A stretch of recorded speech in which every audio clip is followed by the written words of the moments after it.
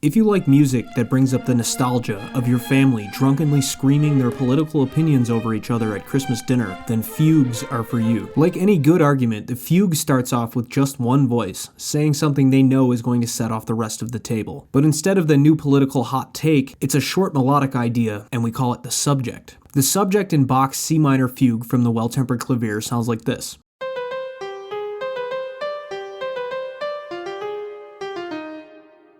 Now, after the subject has made his point without interruption, a response is expected, and hopefully it's given the same courtesy. But of course, the guy that started the argument in the first place just keeps talking over the response. So we have voice number 2, the soprano, that comes in with response, that is just the subject in the key of the dominant. In this case, we start in C minor and we move to the key of G minor. The second voice in the dominant will respond with one of two possible answers, a tonal answer or a real answer. A tonal answer is one that keeps the subject's intervals similar but not exact. Notice here in the first 4 notes, the intervals are slightly different. We have 2 half steps and then a perfect fourth in the subject, but 2 half steps and then a perfect fifth in the response.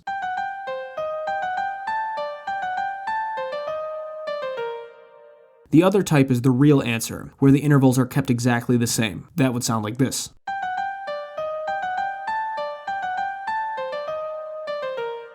Both of these have their advantages and disadvantages, but Bach seems to prefer the tonal answer throughout the Well-Tempered Clavier. Now as the second voice, the soprano, notated in orange, is trying to state her answer, the alto continues to interrupt her in counterpoint under her, which is notated in red. The original subject here is notated in blue.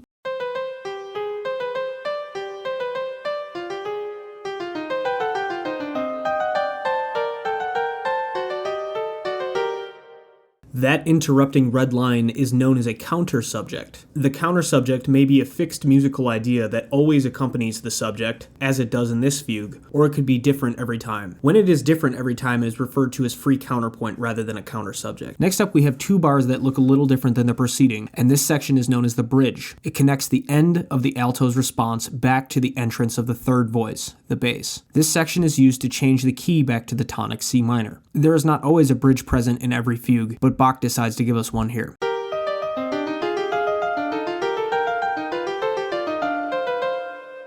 The final voice we haven't heard yet, the bass, notated in purple, gets its chance to play through the subject, but the other 2 voices continue to talk over him.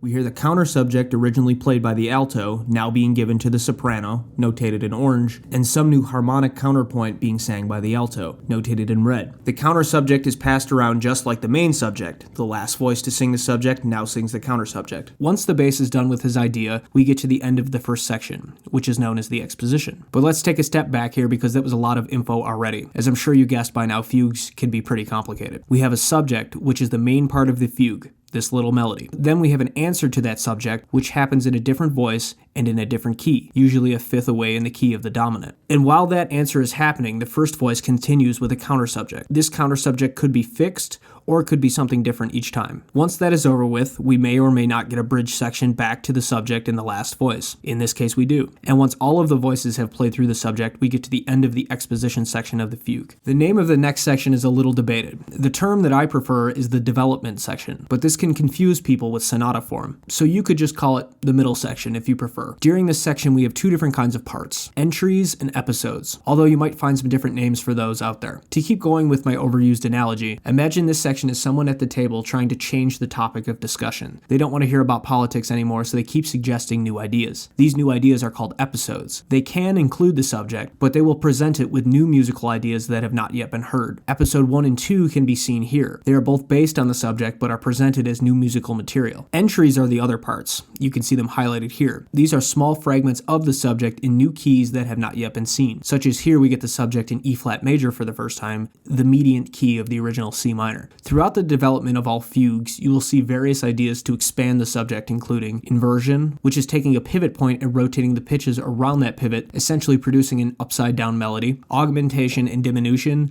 which is speeding up and slowing down the length of the notes, producing a longer or shorter version of the idea, and retrograde, which is taking the melody and playing it backwards. We will also usually see sequencing and tonal shifts as well. This fugue doesn't feature all of these, but inversion can be seen of the subject in measure 17. The direction of the leap leap is opposite to that of what it was in the original subject. We can also see many examples of sequences and tonal shift throughout the development. Throughout all of Bach's well-tempered clavier, all of these techniques can be seen in one way or another. Anyway, after we're done messing around with the episodes and entries, we'll get a cadence back to the tonic key of C minor to hear the subject for the last time. This section's name is debated again to avoid confusion with other forms. I like to call it the recap, but you can just say the ending section. After the subject is heard for the last time, the piece could end here. But sometimes there is a coda included, which you can see here, that features that subject again with expanded harmony before coming to the final cadence, which ends the fugue. So take a look at this chart to summarize the form of the fugue. It'll help tie all of this together. I've always referred to fugues as musical calculus. Its form is complex, and if you don't have the music in front of you and have studied the score, it can be very difficult to follow what's going on. I think this is why the form fell out of style at the end of the Baroque period. It was just too difficult to understand, and the common man preferred the simpler forms and melodies of the classical era. And keep in mind, this is just a single fugue in 3 voices. It can get a whole lot more complex. Let's glance at a fugue that was so complex the audience couldn't stand it. The Gross Fugue, or the Grand Fugue, by Beethoven is an example of such brilliance that literally nobody could follow it. The Gross Fugue was originally written as the 4th movement of the string quartet opus 130, but it was cut from the quartet and replaced by another movement because of complaints from both the audience and the musicians. On the first premiere of this piece, Beethoven became extremely angry because the audience didn't want the quartet to encore the fugue. He called them cattle and asses for not being smart enough to understand this wild piece. The first big section after the intro contains what's known as a double fugue. It's essentially 2 fugues happening at the same time with 2 different subjects. The dotted rhythm is one subject, and the offbeat quarter notes are another. Now imagine everything we just went over, but with twice as much happening at the same time. And both of these subjects are strange in their composition, with the first being full of awkward leaps and the second being strange in melodic content with many dissonances. Listen to this section where we get the answer to both subjects as well as 2 counter subjects all happening at the same time.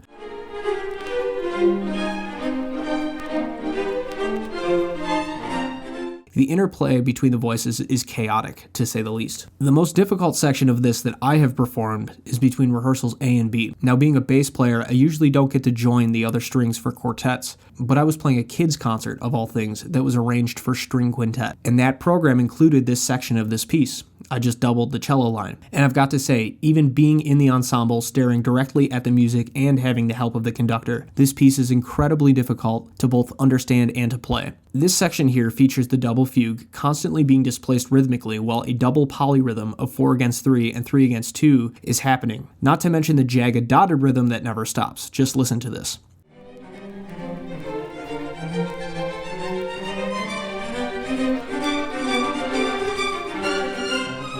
I felt like I was playing Stravinsky, not Beethoven. And Stravinsky himself agrees, saying 100 years later that he absolutely loved this piece, and it was far more rhythmically complex than anything else he had wrote. After the fugue as an independent form died out, it began being used inside of other compositions. One of my favorites is the Shark Cage Fugue from the score from Jaws by John Williams. I've always viewed fugues, very complex ones anyway, almost the same as 12-tone music. They're like complex musical puzzles that can be very interesting to those that understand them and study them, but a lot of the magic behind it all can get lost on the average listener. I couldn't imagine trying to follow that Beethoven fugue without the score in front of me. Anyway, if you found this interesting, please comment, like, and subscribe, and check out my Patreon. Thanks for watching.